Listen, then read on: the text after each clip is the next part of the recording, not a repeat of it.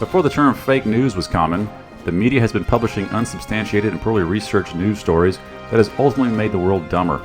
In this segment called Aviation Fake News, we're going to break down some of these news stories. Our next story, Scare in the Air, San Francisco. More than 1,000 flights go in and out of SFO every day. Thursday night, it was awful. This is already too much to take. To summarize this situation, this guy felt the airplane move and went home and for some reason contacted the media to tell his story. And what is more unbelievable, NBC put this on the air. First off, NBC has labeled this Scare in the Air, when there was nothing scary about this situation. But that doesn't stop them from using lazy alliteration while making sensational accusations for ratings. This passenger on an Alaskan Airlines flight, which was an ERJ-175 operated by Horizon Airlines, had to do a go-around when on approach to San Francisco Airport. Go-arounds can occur for many reasons, to include the approaching aircraft being too fast or too high at certain checkpoints, which might be the pilot's fault, or the approach control didn't do a sufficient job in maintaining the required separation between the aircraft that might be different aircraft types with different approach speed requirements and coming from different directions. Go-arounds can also occur due to flocks of birds on the approach path, the wind shifting directions, or for aircraft that are still on the runway.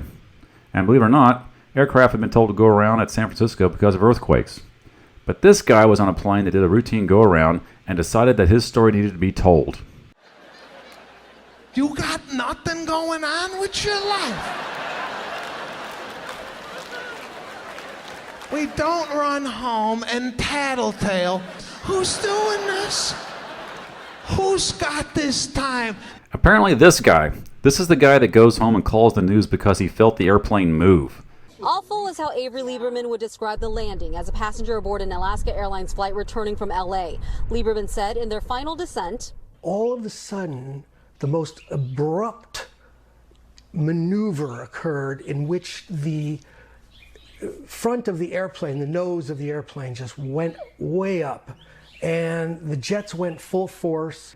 That is exactly how go-arounds work. It is like taking off, but you're already in the air.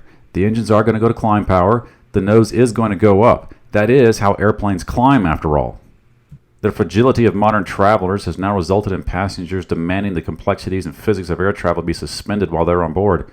This guy wants an airplane to do a go-around without him being able to hear the engines or feel the airplane move.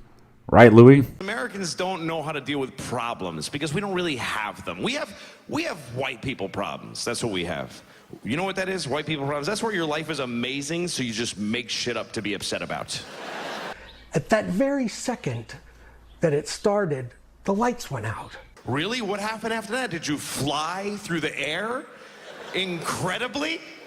Did you soar into the clouds like a bird? Did you partake in the miracle of human flights and bitch about it the whole time you were up there? I'm never flying Delta again. You're flying! Look out the window, it's crazy! You're sitting in a chair in the sky.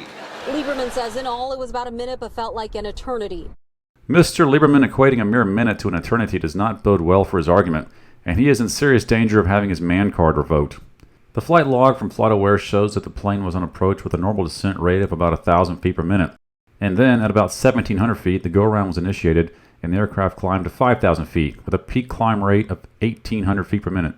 The speeds and rates of climb were normal and well within the expected climb characteristics of the aircraft. The flight log shows that Mr. Lieberman actually experienced much greater climb rates and speeds on the initial takeoff from LAX than he did on the go-around in San Francisco. Back in May, a couple of close calls when two airliners aborted landings at SFO after pilots spotted a Southwest Airlines jet taxiing across runways on which the other planes had been cleared to land. That may be true, but that has nothing to do with this situation or what Mr. Lieberman experienced, and trying to connect the two situations is irresponsible. Concerns about close calls led the FAA to announce earlier this year it would invest $100 million in airport improvements, though not at SFO, to reduce the number of runway incursions. It felt like a fighter pilot experience. And that is patently ridiculous being said by the totally uninitiated. Mr. Lieberman's lack of aviation experience does not qualify him to make such statements that imply some reckless wrongdoing of the pilots of this aircraft. FlightAware shows that the aircraft made a very normal go-around, but with Mr. Lieberman's exaggerations, he would have you believe the aircraft did this.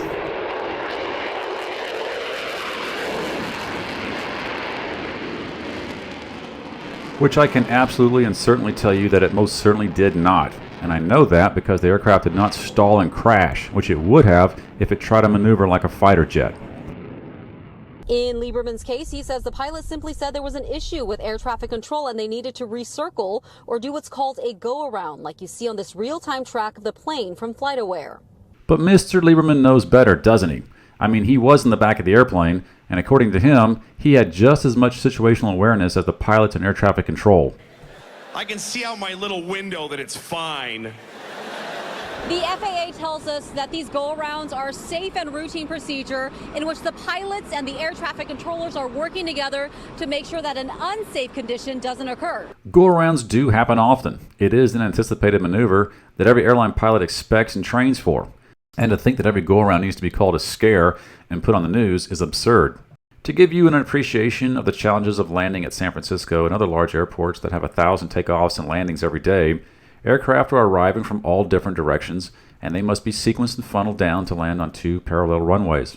The aircraft are different types and sizes and have varying approach speed requirements.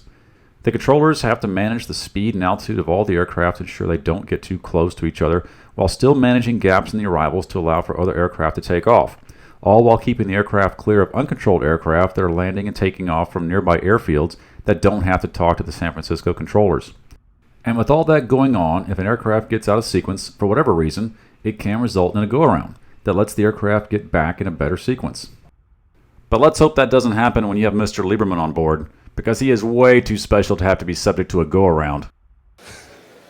There's always delays. That's what there's news stories about how slow air travel is. Whole news stories on the national news. A lady on the news I saw the other day, she says, we're going from New York to California and it took 6 hours. That used to take 30 years. And a bunch of you would die on the way there. You'd get shot in the neck with an arrow and you'd go, oh, and then fall down. And the other passengers would just put a stick there with your hat on it and keep walking. And 2 of them would have a baby and it would grow up. You'd be a whole different group of people by the time you got to California. Doug Rice is a retired airline pilot and looked at the public records for this particular Alaska Airlines flight. The aircraft involved was higher than expected and a little bit faster.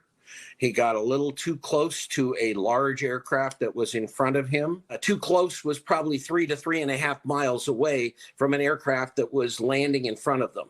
And they might have needed 4 miles or something on that order. So you're not talking about a critical situation.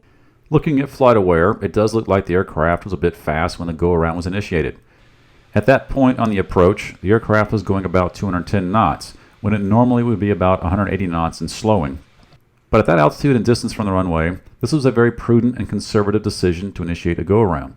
The aircraft had some time to get slower and meet stabilized approach criteria, but a pilot should never be criticized for taking a more conservative safety stance and initiating a go-around early. FlightAware also does not show any abrupt airspeed and altitude excursions that would cause alarm for anyone, unless you're the type of guy that runs home and calls the media about mundane experiences. In a statement, Alaska Airlines says the go-around was done as a safety precaution because of congestion and added at no point was the safety of the flight compromised. We commend our pilots for their quick thinking. I think that's watered down quite a bit. We just bitch about everything, and we don't appreciate the people that fly us around. We just think they're stupid. Working class douche, land the stupid plane. None of us respects these people. Oh, every pilot is an amazing person. Nobody gives a shit. Somebody has to get to the bottom of this before next time, before the next incident isn't just a close call. This was not an incident. This was not a close call. This was the early intervention that prevented a close call that you were demanding someone get to the bottom of before next time. But it happened this time, with you on board. But you and the media are too ignorant to realize it. In San Francisco, Gia Vang, NBC, Bay Area News. Thanks, media, for making us all dumber.